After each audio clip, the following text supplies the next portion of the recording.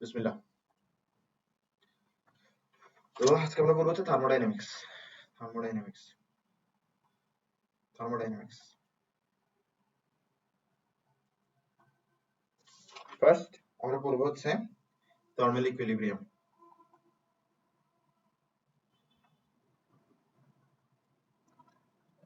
Thermal equilibrium মানে হচ্ছে কোনো হিটের এক্সচেঞ্জ হবে না।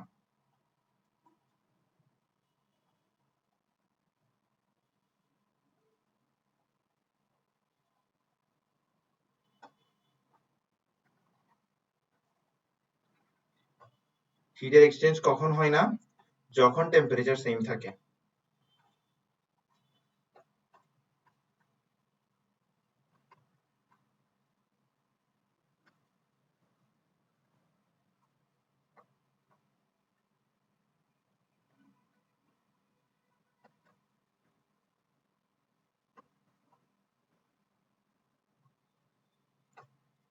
দুইটা অবজেক্টকে আমি কন্ট্যাক্টে রাখলাম। দোনোটার টেম্পারেচার টি, দোনোটার টেম্পারেচার টি, আর দোনোটার টেম্পারেচার সেম। এক্ষেত্রে কোনোটা থেকে কোনোটাতে হিট ট্রান্সফার হবে না। যদি টেম্পারেচার ডিফারেন্ট হতো তাহলে হায়ার টেম্পারেচার থেকে লোয়ার টেম্পারেচারের দিকে হিটটা যেত। যেহেতু টেম্পারেচার সেম, কোন প্রকার হিট এক্সচেঞ্জ হবে না, আর দুইটা অবজেক্ট থার্মাল ইকুইলিব্রিয়ামে থাকবে। জেরথ ল।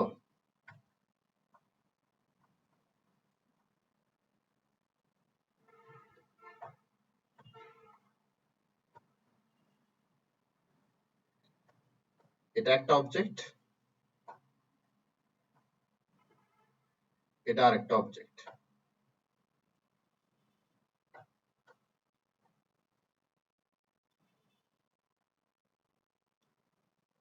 এই দুইটা অবজেক্ট যদি থার্ড কোনো অবজেক্টের সাথে থার্মাল ইকুইলিব্রিয়ামে থাকে, তাহলে প্রথম দুইটা অবজেক্ট পরস্পরের সাথে থার্মাল ইকুইলিব্রিয়ামে থাকবে। 1 যদি 3 এর সাথে থার্মাল ইকুইলিব্রিয়ামে থাকে, 2 যদি 3 এর সাথে থার্মাল ইকুইলিব্রিয়ামে থাকে, তাহলে 1 আর 2 ও থার্মাল ইকুইলিব্রিয়ামে আছে। থার্মাল ইকুইলিব্রিয়াম মানে হিট এক্সচেঞ্জ হবে না, থার্মাল ইকুইলিব্রিয়াম মানে টেম্পারেচার সেম। 1 আর 3 এর মধ্যে যদি থার্মাল ইকুইলিব্রিয়াম থাকে, এর মানে হচ্ছে 1 আর 3 এর টেম্পারেচার সেম। 2 আর 3 এর মধ্যে যদি থার্মাল ইকুইলিব্রিয়াম থাকে, তাহলে 2 আর 3 এর টেম্পারেচার সেম। তাহলে 1 3 এর টেম্পারেচার সেম, 2 3 এর টেম্পারেচার সেম। তাহলে 1 আর 2 এরও টেম্পারেচার সেম হবে। টেম্পারেচার যদি সেম হয় তাহলে তারা থার্মাল ইকুইলিব্রিয়ামে থাকবে।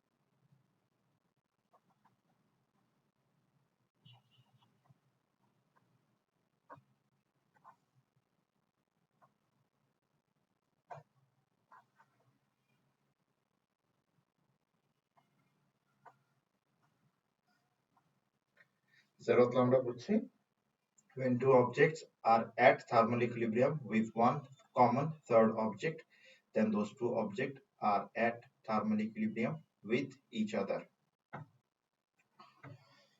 এবার পড়ব থার্মোমিটার।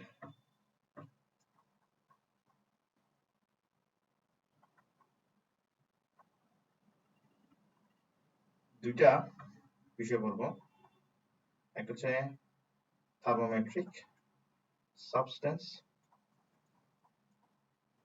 আর এটা হচ্ছে থার্মোমেট্রিক প্রপার্টি।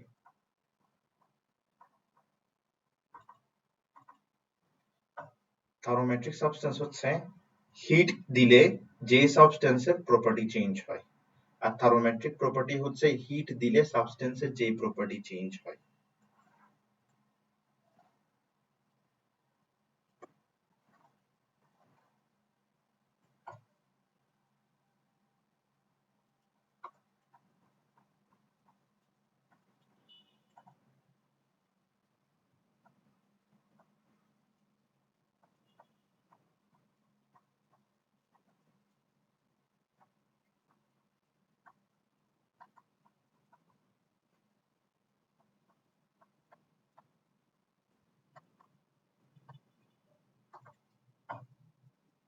যে সাবস্টেন্স হিট দিলে এবং হিট নিলে তার প্রপার্টিতে চেঞ্জ আনবে সেই সাবস্টেন্সটা হচ্ছে থার্মোমেট্রিক সাবস্টেন্স। হিট দিলে এবং হিট নিলে যে প্রপার্টিতে চেঞ্জ আসে সেটা হচ্ছে থার্মোমেট্রিক প্রপার্টি।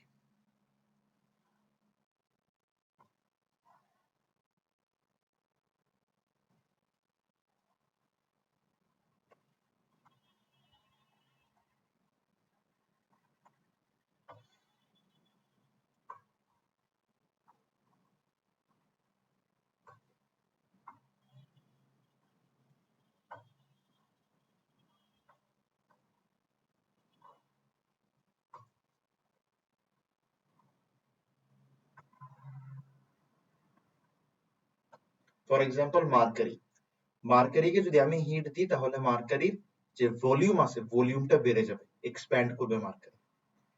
হিট দিলে মার্কারি তার একটা প্রপার্টি অর্থাৎ ভলিউমে চেঞ্জ আনতেছে, হিট দিলে মার্কারি তার একটা প্রপার্টিতে চেঞ্জ আসতেছে হুইচ ইজ ভলিউম। হিট দিলে যে সাবস্টেন্স তার প্রপার্টিতে চেঞ্জ আনে তাকে আমরা বলি থার্মোমেট্রিক সাবস্টেন্স। হিট দিলে যে সাবস্টেন্স তার প্রপার্টিতে চেঞ্জ আনে সেটা হচ্ছে থার্মোমেট্রিক সাবস্টেন্স। হিট দিলে যে সাবস্টেন্স তার প্রপার্টিতে চেঞ্জ আনে সেটা হচ্ছে থার্মোমেট্রিক সাবস্টেন্স। তাহলে মার্কারি হচ্ছে একটা থার্মোমেট্রিক সাবস্টেন্স।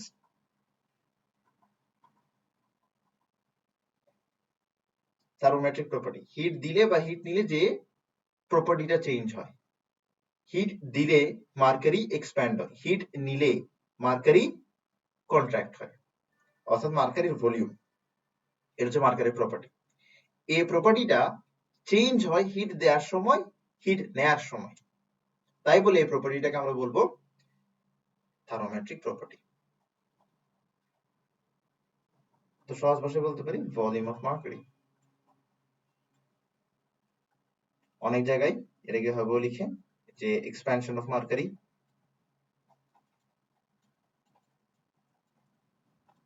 অনেক জায়গায় এটাও বলতে পারে যে contraction of mercury. The expansion of mercury, contraction of mercury, volume of mercury, these are the examples of thermometric property.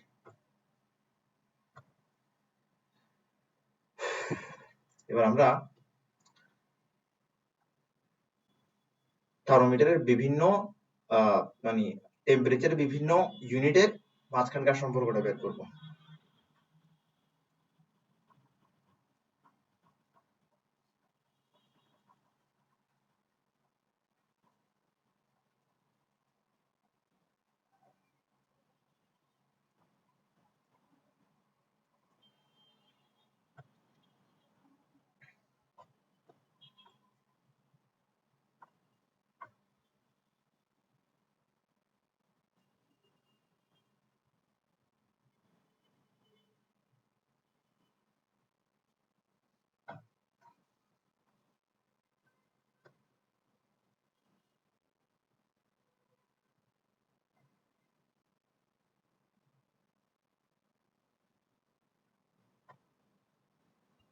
আচ্ছা,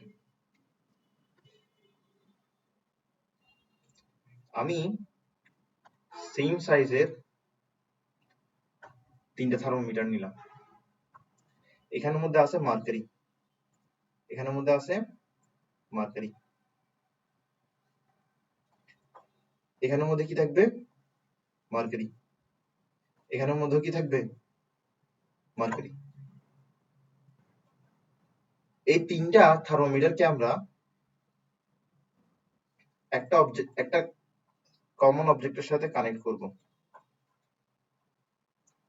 এই অবজেক্টটাকে আমি এই থার্মোমিটারেও দিব, এই থার্মোমিটারেও দিব, এই থার্মোমিটারেও দিব। এবার অবজেক্টটার যেহেতু একটা টেম্পারেচার আছে, তাহলে অবজেক্টের ভিতরে একটা হিট আছে। তো অবজেক্টটা থেকে হিটটা যাবে মার্কারিতে। মার্কারি এই হিটটা পেয়ে এক্সপ্যান্ড করবে।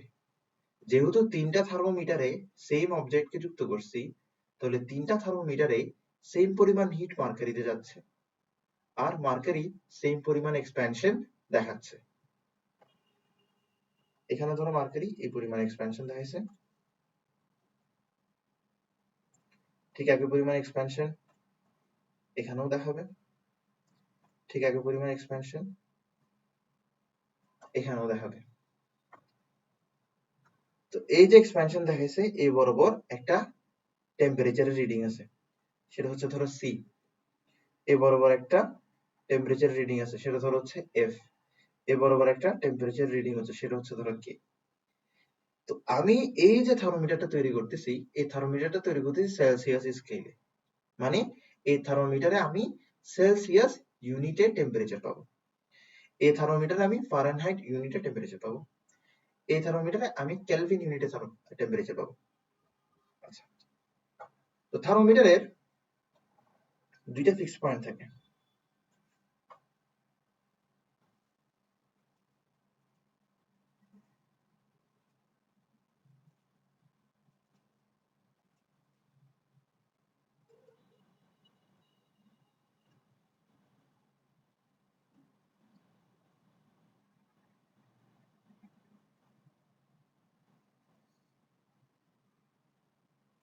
থার্মোমিটারের দুইটা ফিক্সড পয়েন্ট থাকে, একটা হচ্ছে লোয়ার ফিক্সড পয়েন্ট আর একটা হচ্ছে upper fixed point. Lower fixed point এবং আপার ফিক্সড পয়েন্ট। এই লোয়ার ফিক্সড পয়েন্ট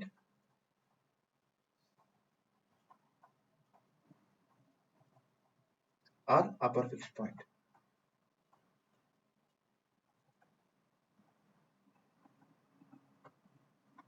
এই যে লোয়ার ফিক্সড পয়েন্ট আছে, এই লোয়ার ফিক্সড পয়েন্ট হচ্ছে মেল্টিং পয়েন্ট অফ ওয়াটার বা steam point.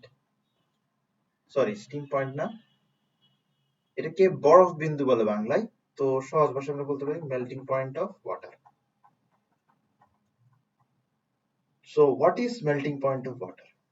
Melting point of water হচ্ছে যে টেম্পারেচারে পানি মেল্ট করে, যে টেম্পারেচারে পানি মেল্ট করে। আর আপার ফিক্সড পয়েন্ট হচ্ছে, আপার ফিক্সড পয়েন্ট হচ্ছে boiling point of water. Boiling point of water কি? যে পয়েন্টে পানি বাষ্পে পরিণত হয়, যে টেম্পারেচারে পানি ভ্যাপারে পরিণত হয়, যে টেম্পারেচারে পানি ভ্যাপারে পরিণত হয় সেই টেম্পারেচার হচ্ছে বয়লিং পয়েন্ট। যে টেম্পারেচারে বরফ গলে পানিতে পরিণত হয় সেই টেম্পারেচারটা হচ্ছে মেল্টিং পয়েন্ট। বয়লিং পয়েন্ট বুঝছি, মেল্টিং পয়েন্ট বুঝছি, ভেরি গুড। সেলসিয়াস স্কেলে মেল্টিং পয়েন্ট হচ্ছে 0 ডিগ্রি সেলসিয়াস। ফারেনহাইট স্কেলে এই মেল্টিং পয়েন্টকে বলা হয় 32 ডিগ্রি ফারেনহাইট। আর কেলভিনে এই মেল্টিং পয়েন্টকে বলা হয় 273 কেলভিন। টেম্পারেচার একই, একটা পার্টিকুলার টেম্পারেচারে দুনিয়ার সব পানি, দুনিয়ার সব বরফ গলে, একটা পার্টিকুলার টেম্পারেচারে দুনিয়ার সব বরফ গলে। এই একই টেম্পারেচারকে সেলসিয়াস স্কেলে লিখলে হয় 0, ফারেনহাইট স্কেলে লিখলে হয় 32, কেলভিন স্কেলে লিখলে হয় 273। ঠিক একইভাবে বয়লিং পয়েন্ট অফ ওয়াটার, দুনিয়ার সব পানি একই টেম্পারেচারে বয়েল হয়। তো এই যে বয়লিং পয়েন্ট আছে, এটা দুনিয়ার সব পানির জন্য ফিক্সড, দুনিয়ার সব পানির জন্য এটা ফিক্সড। সেলসিয়াস স্কেলে বয়লিং পয়েন্টটাকে আমরা লিখি 100 ডিগ্রি সেলসিয়াস। ফারেনহাইট স্কেলে বয়লিং পয়েন্টকে আমরা লিখি 212 ফারেনহাইট। আর কেলভিন স্কেলে এই বয়লিং পয়েন্টকে আমরা লিখি 373 কেলভিন। বুঝে গেছে? Very good. এরপর আসো, এখন CF কে তিনটা কিন্তু একই টেম্পারেচার, জাস্ট সি হচ্ছে সেলসিয়াস ইউনিটে এই অবজেক্টের টেম্পারেচার, এফ হচ্ছে ফারেনহাইট ইউনিটে এই অবজেক্টের টেম্পারেচার, কে হচ্ছে কেলভিন ইউনিটে এই অবজেক্টের টেম্পারেচার। তো আমরা একটা জিনিস বলতে পারি যে এই ডিসটেন্সটা আর এই ডিসটেন্সটা সমান, সমান না? তো আমরা এই ডিসটেন্সটা কিভাবে পেতে পারি? C minus 0। আমরা এই ডিসটেন্সটা কিভাবে পেতে পারি? F minus 32। আর আমরা এই ডিসটেন্সটা কিভাবে পেতে পারি? কে মাইনাস 273। ঠিক আছে, তাহলে আমরা লিখি সি মাইনাস 0, এফ মাইনাস 32, কে মাইনাস 273। ডিসটেন্স লিখছি। আচ্ছা, এই ডিসটেন্সটা এবং এই ডিসটেন্সটা, এই তিনটা ডিসটেন্স সমান। এই ডিসটেন্স কিভাবে পাবো? 100 মাইনাস 0। এই ডিসটেন্স কিভাবে পাবো? 212 মাইনাস 32। এই ডিসটেন্স কিভাবে পাবো? 373 মাইনাস 273। ঠিক আছে, তিনটা ডিফারেন্স সমান। তাহলে আমরা এখানে লিখি 100 মাইনাস 0, এরপর এটা লিখবো এখানে 212 মাইনাস 32, এরপর এখানে লিখবো এটা 373 মাইনাস 273। দেখো, উপরের ডিসটেন্স এটা এটা এটা সমান, নিচের ডিসটেন্স এটা এটা এটা সমান, তাহলে কি এই তিনটা রেশিও সমান না? এটা হচ্ছে টেম্পারেচারের তিনটা ইউনিটের মধ্যকার সম্পর্ক।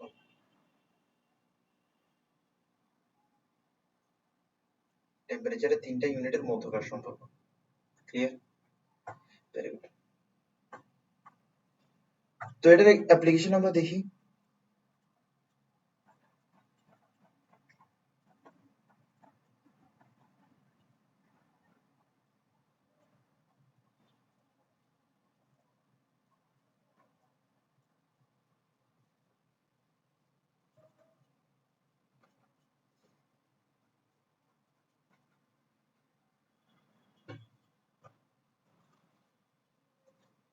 আচ্ছা, হিউম্যান বডির টেম্পারেচার হচ্ছে 98 ডিগ্রি ফারেনহাইট।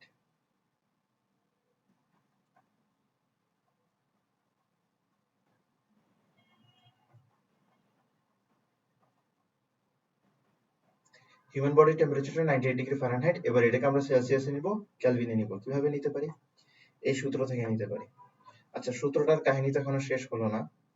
আচ্ছা, সূত্রটার কাহিনীটা আমরা পরে পেজে শেষ করি। সূত্রটাকে যদি আমরা সিম্পলিফাই করি তাহলে আসবে এখানের মধ্যে c ডিভাইডেড বাই 100, এখানে আসবে f মাইনাস 32 ডিভাইডেড বাই 180, আর এখানে আসবে k মাইনাস 273 ডিভাইডেড বাই 100। তুমি যদি তিন দিকে 20 দিয়ে মাল্টিপ্লাই করে দাও তাহলে c বাই 5 আসে, f মাইনাস 32 ডিভাইডেড বাই 9 আসে, k মাইনাস 273 ডিভাইডেড বাই 5 আসে। আমরা ফারেনহাইট থেকে সেলসিয়াসে যেতে যাচ্ছি এবং ফারেনহাইট থেকে কেলভিনে যেতে যাচ্ছি। তো প্রথমে আমরা ধরো ফারেনহাইট থেকে সেলসিয়াসে যাব। হিউম্যান বডির টেম্পারেচার ফারেনহাইটে জানা আছে, আমি এটা সেলসিয়াসে বের করব। কিভাবে বের করব? c ডিভাইডেড বাই 5 সমান সমান f মাইনাস 32 ডিভাইডেড বাই 9। তো f এর জায়গায় কি বসাবো? ফারেনহাইটে যে টেম্পারেচার দিছে সেটা। f এর জায়গায় কি বসাবো? ফারেনহাইটে যে টেম্পারেচার দিছে সেটা।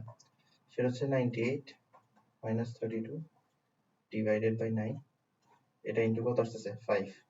দেখবে आंसर আসবে 36.66 ডিগ্রি সেলসিয়াস। তাহলে হিউম্যান বডির টেম্পারেচার 98 ডিগ্রি ফারেনহাইট এবং 36.66 ডিগ্রি সেলসিয়াস। একই টেম্পারেচার, কিন্তু একই টেম্পারেচার, জাস্ট ফারেনহাইটে লিখলে 98 হয়, সেলসিয়াসে লিখলে 36.66 হয়। এখন এটা বের করতে হবে কেলভিনে। ফারেনহাইট থেকে কেলভিনে যাওয়ার চেয়ে সেলসিয়াস থেকে কেলভিনে যাওয়া বেটার। তো তুমি হিউম্যান বডির টেম্পারেচার সেলসিয়াসে এখন জানো, তাহলে তুমি এটা কেলভিনে কিভাবে নিতে পারো? তুমি এখান থেকে লিখবা কি? c by 5 সমান সমান k minus 273 divided by 5, ultimately k সমান সমান হবে c plus 273। c কত? 36.66 plus 273। এরপরে তুমি কেলভিন ইউনিটে হিউম্যান বডির টেম্পারেচার পেয়ে যাবা। তাহলে আমরা এই যে ফর্মুলাটা আছে, এই ফর্মুলাটার অ্যাপ্লিকেশন পড়লাম। এই ফর্মুলাটার অ্যাপ্লিকেশন আমরা আশা করি খুব ভালো করে বুঝতে পারছি।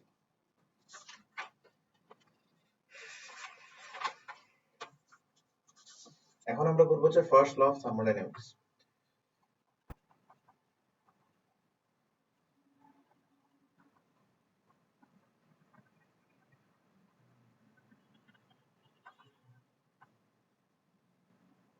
ফার্স্ট ল অফ থার্মোডাইনামিক্স দুই ভাবে দেওয়া আছে বইয়ে। একটা হচ্ছে W proportional to H, একটা হচ্ছে ফার্স্ট ল হচ্ছে W proportional to H বা W proportional to Q। W proportional to Q এটার অর্থ কি? এটার অর্থ হচ্ছে তুমি যে পরিমাণ ওয়ার্ক করবা, তুমি যে পরিমাণ কাজ করবা সেই পরিমাণ হিট তৈরি হবে, অথবা যে পরিমাণ হিট দিবা সেই পরিমাণ কাজ তৈরি হবে। তুমি এটাকে একটা গাড়ির ইঞ্জিন দিয়ে চিন্তা করতে পারো, অথচ গাড়ির engine is not the best example here, but তাও চিন্তা করতে পারো যে গাড়ির ইঞ্জিন যখন কাজ করে তখন সে কিন্তু উত্তপ্ত হয়। তাহলে সে যত বেশি কাজ করবে সে তত বেশি উত্তপ্ত হবে, সে তত বেশি হিট জেনারেট করবে। তো যত বেশি ডাব্লিউ, যত বেশি কাজ তত বেশি হিট জেনারেট করবে, তত বেশি, ঠিক না? আবার গাড়ির ইঞ্জিনটা কাজ করার জন্য গাড়ির ইঞ্জিনের কাছে কিন্তু হিট প্রডিউস করতে হয়, কাজ করার জন্য হিট প্রডিউস করতে হয়। আমরা জানি গাড়ির ইঞ্জিন কম্বাসশনের মাধ্যমে কাজ করে, স্পার্ক প্লাগ থাকে, স্পার্ক প্লাগে কি হয়, কম্বাসশন হয়। তো আশা করি এগুলো ভালো বুঝবা তোমরা, ইউএই মানুষ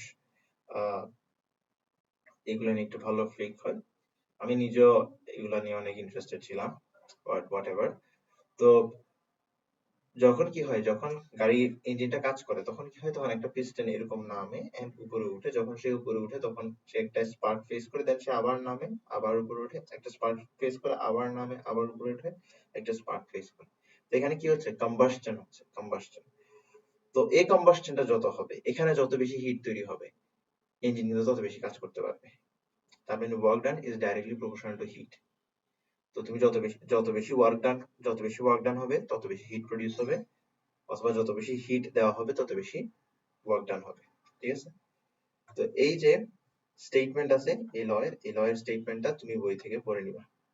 এই লয়ের স্টেটমেন্ট আমি তোমাকে এইচডব্লিউ দিলাম, যেটা বলছি ওইটাই দিন শেষে। এবার আসো, আমরা এখান থেকে কি লিখতে পারি, W directly proportional to heat. এরপর লিখতে পারি W is equals to JQ, W is equals to JQ। এই যে J আছে, J হচ্ছে mechanical equivalent of heat, J হচ্ছে mechanical equivalent of heat, mechanical equivalent of heat, J হচ্ছে mechanical equivalent of heat, J হচ্ছে mechanical equivalent of heat. Mechanical equivalent of heat কে তুমি কিভাবে লিখতে পারবা, এভাবে লিখতে পারবা চাইলে যে J সমান সমান W বাই Q। এটা থেকে তুমি J কে ডিফাইন করতে পারো, কিন্তু কিভাবে ডিফাইন করতে পারো, তুমি জানো J সমান সমান W হবে যদি Q সমান সমান কি হয়, 1 হয়। তার মানে কি, তার মানে হচ্ছে এর অর্থ কি, যে পরিমাণ কাজ করবা সেই পরিমাণ হিট জেনারেট হবে, অথবা যে পরিমাণ হিট দিবা সেই পরিমাণ কাজ হবে। তাহলে তুমি এটাকে কিভাবে ডিফাইন করতে পারো, তুমি এটা কিভাবে ডিফাইন করতে পারো যে 1 জুল হিট দিলে যে পরিমাণ ওয়ার্ক ডান হয় সেটাই হচ্ছে mechanical equivalent of hit.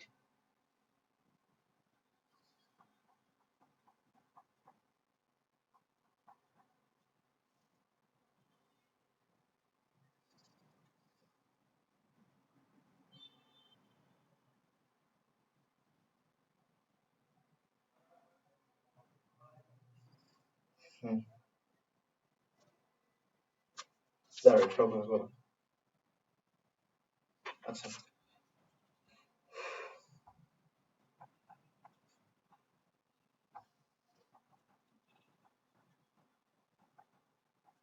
work done when 1 joule heat is supplied, এটাকে বলা হয় মেকানিক্যাল ইকুইভ্যালেন্ট অফ হিট, এটাকে কি বলা হয়, মেকানিক্যাল ইকুইভ্যালেন্ট অফ হিট। তারপর হচ্ছে ফার্স্ট ল অফ থার্মোডাইনামিক্স এর আরেকটা ফর্মুলা আছে। ফার্স্ট ল অফ থার্মোডাইনামিক্স আমাদের বইয়ে কয়টা দেওয়া আছে, দুইটা দেওয়া আছে।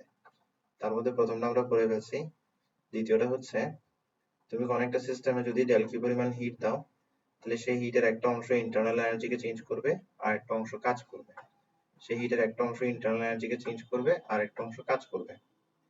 তো আমরা এখানের মধ্যে একটা সিস্টেম আঁকি, এটা হচ্ছে একটা সিস্টেম হচ্ছে মূলত এই গ্যাসটা, এটা হচ্ছে সিস্টেম। এবার আমরা যা করব তা হচ্ছে আমরা এখানের মধ্যে হিট দিব, কি দিব, হিট দিব। আমরা এখানে হিট দেওয়ার পরে এখানের মধ্যে এক্সপ্যানশন হবে, কি হবে, এক্সপ্যানশন হবে। আচ্ছা, আমি যে হিট দিলাম, এখানে যে গ্যাস আছে, গ্যাসের টেম্পারেচার বেড়ে যাবে না? অবশ্যই বেড়ে যাবে। তো গ্যাসের টেম্পারেচার কেন বাড়তেছে? কারণ ইন্টারনাল এনার্জি বাড়তেছে। তো এখানের মধ্যে ডেল কিউ কি, ডেল কিউ হচ্ছে হিট সাপ্লাইড বলতে পারো, অথবা বলতে পারো change of heat, change of heat. Del U কি, change of internal energy, del U হচ্ছে চেঞ্জ অফ ইন্টারনাল এনার্জি।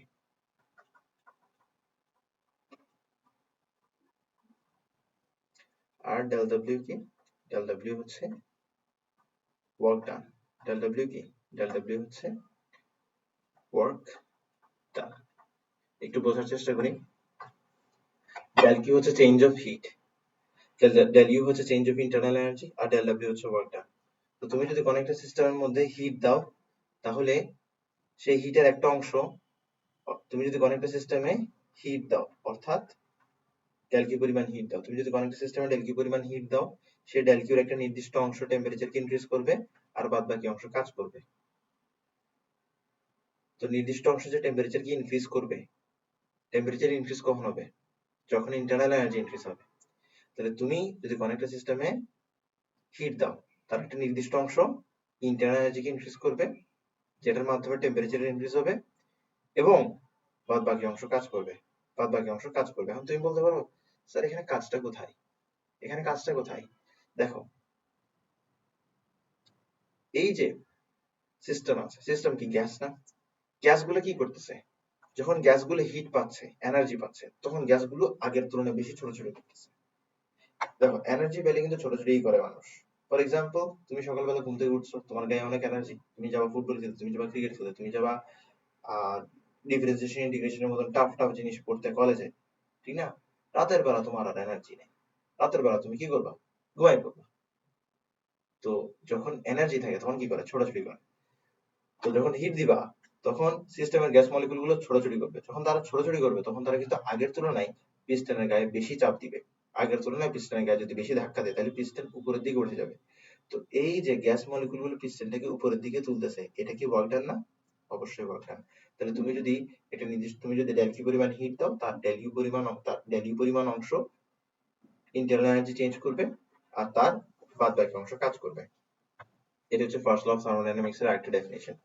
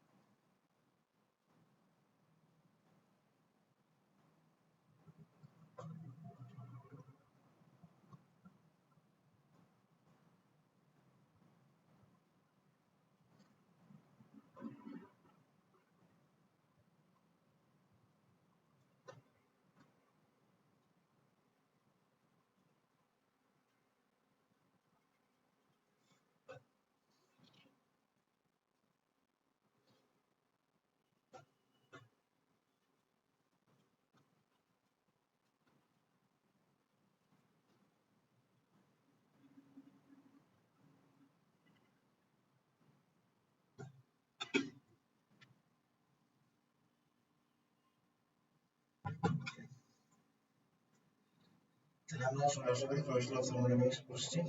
এখন আমরা যেটা বলবো সেটা হচ্ছে সাইন কনভেনশন।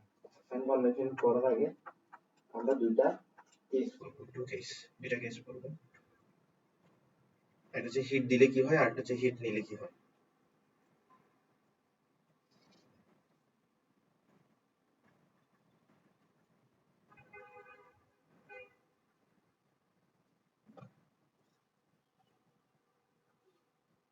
এটা হচ্ছে একটা পিস্টন, পিস্টনের মধ্যে একটা সরি একটা সিলিন্ডারের মধ্যে একটা পিস্টন আছে, পিস্টন আর সিলিন্ডার একটা পার্টিকুলার গ্যাসকে কনফাইন করে, পার্টিকুলার গ্যাসকে তারা কনফাইন করে। তুমি এখানে হিট দিবা, কি দিবা? হিট। হিট দেওয়া মানে তুমি ডেলকি পরিমাণ হিট দিচ্ছ, তুমি ডেলকি পরিমাণ হিট দিচ্ছ। ওকে, তুমি ডেলকি পরিমাণ হিট দিচ্ছ, তুমি ডেলকি পরিমাণ হিট দিচ্ছ। আচ্ছা, তুমি যদি ডেলকি পরিমাণ হিট দাও, তুমি যদি এখানে ডেলকি পরিমাণ হিট দাও, তাহলে কি হবে? তাহলে এটার টেম্পারেচার বেড়ে যাবে, যে গ্যাসটা আছে সেটা হিট পেয়ে উত্তপ্ত হয়ে যাবে আগের তুলনায়, টেম্পারেচার বেড়ে যাবে এবং গ্যাসটা হিট পেয়ে অবশ্যই এনার্জেটিক হয়ে যাবে, আগের তুলনায় বেশি ছোটাছুটি করবে, আগের তুলনায় বেশি ছোটাছুটি করলে পিস্টনের গায়ে আগের তুলনায় বেশি ধাক্কা দিবে, আর পিস্টনের গায়ে আগের তুলনায় বেশি ধাক্কা দিলে পিস্টনের পজিশন উপরে চলে যাবে, অর্থাৎ এখানের মধ্যে এক্সপ্যানশন হবে, এখানের মধ্যে কি হবে? এক্সপ্যানশন হবে, এখানের মধ্যে এক্সপ্যানশন হবে, ঠিক আছে? এক্সপ্যানশন হবে, গ্যাস মলিকুলগুলো কি করবে? এক্সপ্যান্ড করবে। আগে গ্যাস মলিকুল এতটুকু জায়গা ছিল, এখন এতটুকু জায়গা আসছে, মানে এক্সপ্যান্ড করছে। কি পরিমাণ অংশ এক্সপ্যান্ড করছে? দেখো এইটুকু জায়গা কিন্তু আগে এইটুক জায়গায় কিন্তু আগে কি ছিল? সারাউন্ডিং ছিল, এখন কিন্তু এইটুক জায়গায় কি চলে আসছে? সিস্টেম চলে আসছে। সহজ ভাষা হচ্ছে যে কি, সহজ ভাষা যেটা বলতে চাচ্ছে সেটা হচ্ছে এইটুক জায়গা গ্যাস এক্সপ্যান্ড করছে, এইটুক জায়গায় গ্যাস এক্সপ্যান্ড করছে, এই যে এক্সপ্যান্ড করছে এটাকে বলি হচ্ছে আমরা ওয়ার্ক ডান, এটাকে বলি হচ্ছে আমরা ওয়ার্ক ডান। তাহলে এখানের মধ্যে আমরা যেটা বলতেছি সেটা হচ্ছে ডেল কিউ কি? ডেল কিউ হচ্ছে হিট সিস্টেম কি করছে? রিসিভ করছে।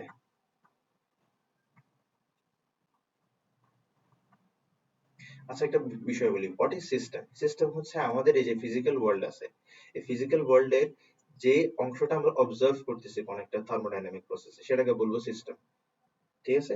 স্পেস আন্ডার অবজারভেশন, এটাকে বলা হয় সিস্টেম। যেমন ধরো তুমি যদি কিচেনের মধ্যে চা বানাও, তুমি কি কিচেনের ছাদের দিকে তাকিয়ে থাকবা? মোটেও না, তুমি ওই কন্টেনারের দিকে তাকাবা যেখানে চাটা তৈরি হচ্ছে, তাহলে ওই যে চাটা আছে ওইটাই হচ্ছে সিস্টেম। বোঝা গেছে বিষয়টা? এখানে সিস্টেম কি? এখানে গ্যাসটাই হচ্ছে সিস্টেম। তাহলে ডেল কিউ কি? Heat received by system. Del U হচ্ছে চেঞ্জ অফ ইন্টারনাল এনার্জি, আর ডেল ডব্লিউ কি? Work done by system.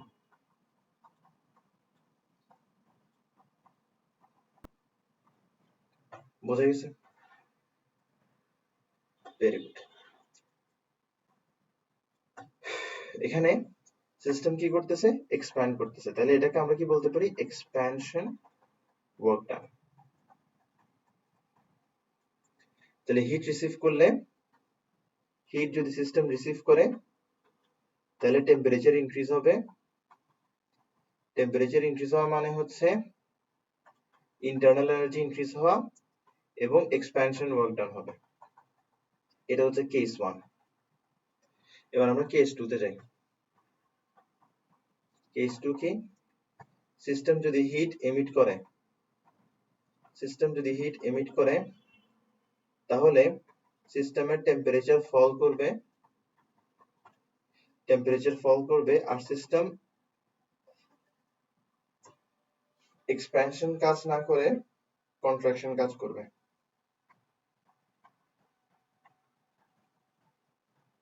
System contraction কাজ করবে। আসুন,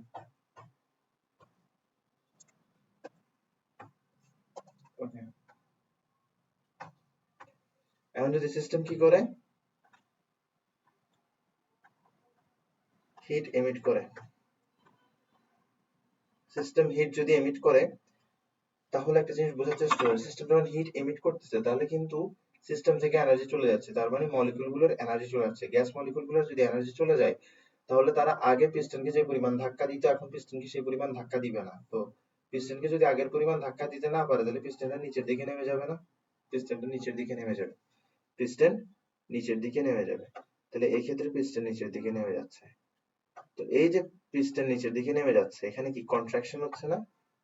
কি হচ্ছে? এখানে কন্ট্রাকশন হচ্ছে। আচ্ছা, যখন হিটটা দিয়ে দিচ্ছে সিস্টেম তখন কিন্তু তার টেম্পারেচার ফল হবে। কোনো কিছু যদি হিট রিলিজ করে দেয় তাহলে তার টেম্পারেচার কমে যায়। আর এখানের মধ্যে কি হচ্ছে? কন্ট্রাকশন হচ্ছে, কারণ মলিকুলগুলোর কাছে আগের মতন এনার্জি নাই পিস্টনটাকে এত উপরে ধরে রাখার। আচ্ছা, তাহলে এটা গেল দ্বিতীয় কেস। এটাও কি? দ্বিতীয় কেস। আচ্ছা, এখন আমরা যেটা করবো সেটা হচ্ছে সাইন কনভেনশন।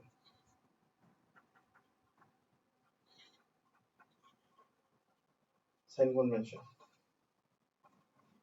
তোমাকে একটা সিস্টেম হিট রিসিভ করতেছে না রিলিজ করতেছে, তার টেম্পারেচার ইনক্রিজ হচ্ছে না তার টেম্পারেচার ডিক্রিজ হচ্ছে, তার ইন্টারনাল এনার্জি ইনক্রিজ হচ্ছে না তার ইন্টারনাল এনার্জি ডিক্রিজ হচ্ছে, সে এক্সপ্যানশন ওয়ার্ক করতেছে কিনা সে কন্ট্রাকশন ওয়ার্ক করতেছে কিনা, এইসব জিনিস দেয়া থাকবে কোয়েশ্চেনের মধ্যে। এখন তোমার জানতে হবে কোন ভ্যালুটা পজিটিভ বসাতে হবে ফর্মুলায়, কোন ভ্যালুটা নেগেটিভ বসাতে হবে ফর্মুলায়। তুমি যদি এই বিষয়টা বুঝতে না পারো তাহলে কিন্তু তুমি ফার্স্ট ল খাটাতে পারবে না, ঠিক আছে? ফার্স্ট ল খাটাতে পারবা না। আচ্ছা একটা বিষয় বলি, এখানে যখন এক্সপ্যানশন হচ্ছিল তখন ভেতরের মলিকিউলটা পিস্টনটাকে উপরে ঠেলতেছিল। আচ্ছা এটার জন্য আগে আমরা একটু সিস্টেম সারাউন্ডিং বুঝি। সিস্টেম কি? সিস্টেম হচ্ছে স্পেস আন্ডার অবজারভেশন, আর সারাউন্ডিং কি? সিস্টেমের বাইরে বাদবাকি ইউনিভার্স, এটা হচ্ছে সারাউন্ডিং। এখন দেখো তোমার এই জায়গায় কিন্তু আগে কি ছিল? সারাউন্ডিং ছিল। সিস্টেম পিস্টনের উপর কাজ করছে, পিস্টন সারাউন্ডিং এর উপর কাজ করছে, পিস্টন ইটসেলফ সারাউন্ডিং এর অংশ। তাহলে সিস্টেম পিস্টনের উপর কাজ করতেছে এক্সপ্যানশনে, এক্সপ্যানশনে সিস্টেম কি করে? পিস্টনের উপর কাজ করে, সিস্টেম পিস্টনকে ঠেলে উপরে তোলে। তো সিস্টেম পিস্টনের উপর কাজ করতেছে, তাই বলে এক্সপ্যানশনকে বলা যায় ওয়ার্ক ডান বাই সিস্টেম।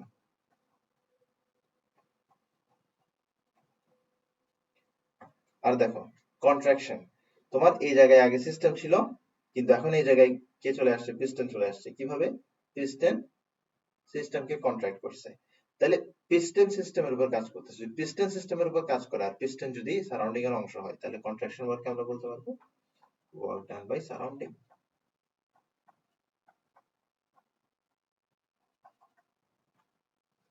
ওকে, এখন তোমার কাছে বুঝতে হবে যে কোন একটা ফর্ম। আচ্ছা আরেকটা বিষয় বলে দিই, সেটা হচ্ছে আমরা দুইটা কেস করছি যে হিট যদি রিসিভ করে টেম্পারেচার ইনক্রিজ করবে, এক্সপ্যানশন ওয়ার্ক হবে, হিট যদি এমিট করে তাহলে টেম্পারেচার ফল করবে আর কন্ট্রাকশন ওয়ার্ক হবে।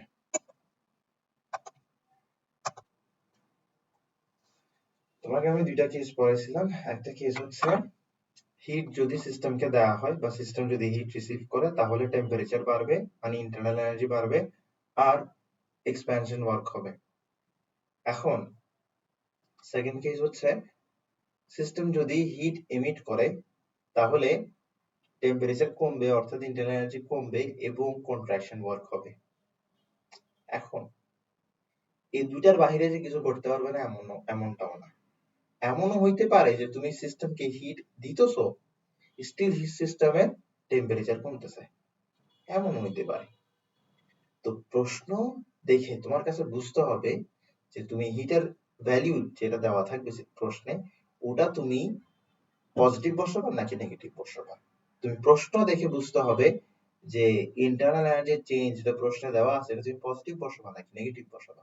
তোমার কাছে প্রশ্ন দেখে বুঝতে হবে যে ওয়ার্ক ডান যেটা প্রশ্নে দেওয়া আছে এটা তুমি পজিটিভ বসাবা নাকি নেগেটিভ বসাবা, এটা তোমার কাছে বুঝতে হবে। ঠিক আছে? তো এই যে পজিটিভ বসাবা নাকি নেগেটিভ বসাবা, এই যে পজিটিভ নেগেটিভ সাইনের বিষয়টা, এটাকে আমরা বলি সাইন কনভেনশন। ওকে, তো ডেল কিউর মান কখন পজিটিভ বসাবা? যখন বলা হবে যে সিস্টেম হিট রিসিভ করে।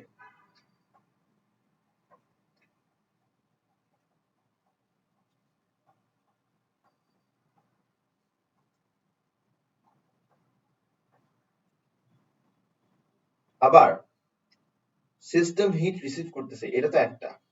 আরেকটা হচ্ছে এভাবে বলতে পারো যে হিট সাপ্লাইড টু সিস্টেম, এক্ষেত্রেও তোমার এটা পজিটিভ হবে। হিট সাপ্লাইড টু সিস্টেম মানে সিস্টেমের ভিতর হিট ঢুকলে পজিটিভ ডেল কিউ ভ্যালু। আর নেগেটিভ কি? Heat emitted by system, heat emitted by system, heat emitted by system, heat emitted by system. যদি বলা হয় সিস্টেম হিট রিলিজ করতেছে বা এমিট করতেছে তাহলে ডেল কিউর ভ্যালু হবে নেগেটিভ, ডেল কিউর ভ্যালু হবে নেগেটিভ। ডেল ইউ পজিটিভ কখন হবে? যখন বলা হবে ইন্টারনাল এনার্জি ইনক্রিজ করে, অথবা যখন বলা হবে টেম্পারেচার ইনক্রিজ করে। এটা নেগেটিভ কখন হবে? যখন বলা হবে ইন্টারনাল এনার্জি ডিক্রিজ করে। যদি তোমাকে বলে ইন্টারনাল এনার্জি 10 জুল ডিক্রিজ করে তাহলে ডেল ইউ ভ্যালু হবে -10।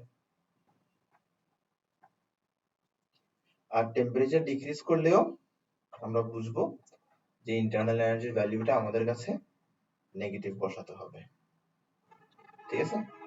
ওকে, ডেল ডব্লিউ কি পজিটিভ হবে যদি সিস্টেম ওয়ার্ক ডান করে,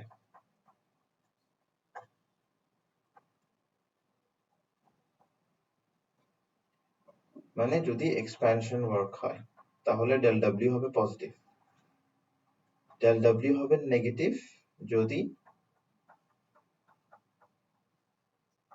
সারাউন্ডিং ওয়ার্ক ডান করে, আর সারাউন্ডিং ওয়ার্ক ডান করলে ওয়ার্ক ডানটা হবে কন্ট্রাকশন। ওকে, এবার আসুন আমরা একটু পড়ি। 50 joule heat is supplied to system, 50 joule heat is supplied to system।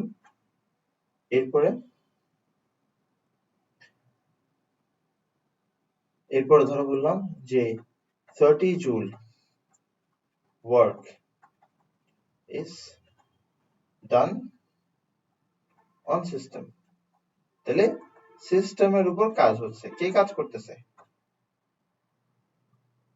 Surrounding, correct. তারপর ধরো বললাম determine change of internal energy, তুমি কি জানো ডেল কিউ সমান সমান del U plus del W, কি বের করবা? ডেল ইউ, সেটা হবে del Q minus del W. কি পরিমাণ হিট সিস্টেমে দেওয়া হয়েছে? 50 জুল, যেহেতু এটা সিস্টেমে দেওয়া হচ্ছে, সিস্টেম রিসিভ করতেছে, তাই বলে এটা হবে প্লাস। ডেল ডব্লিউ যদি এক্সপ্যানশন হয়, যদি সিস্টেম কাজ করে সারাউন্ডিং এর উপরে তাহলে প্লাস হয়, যদি সিস্টেম সারাউন্ডিং এর উপর কাজ না করে, সারাউন্ডিং সিস্টেমের উপর কাজ করে তাহলে মাইনাস হয়। এখানে 30 জুল কাজ সিস্টেমের উপর হচ্ছে, তার মানে সারাউন্ডিং কাজ করতেছে, তাই বলে এখানে দিব হচ্ছে 30।